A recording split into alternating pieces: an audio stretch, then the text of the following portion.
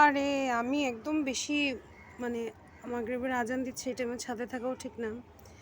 But মাশাআল্লাহ আমার অনেক কষ্টের ফল। মানে আমি খুবই আপসেট হয়ে যাচ্ছিলাম যে কিরে এতদিন হয়ে গেল, এটা তো ১২ মাসই শিমের গাছ, কিন্তু এখনও শিমের দেখা পাচ্ছি না কেন। তো যাই হোক, এখানে কিছু শিম ধরেছে, আবার এখানেও মাশাআল্লাহ দিলে ফুল আসছে। এখন তো বেশি অন্ধকার হয়ে গিয়েছে, আমি দেখাতে পারছি না।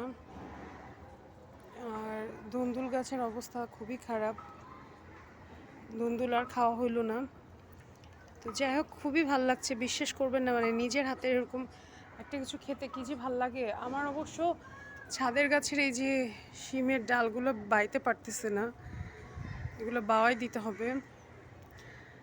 দেখতেই পাচ্ছেন পুরো সন্ধ্যা হয়ে আসছে, ওই যে নদী দেখা যাচ্ছে আমাদের বাসা থেকে।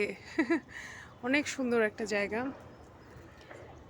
এখন এগুলো হচ্ছে ডাল টাল এনে এগুলো বাওয়াই দিব।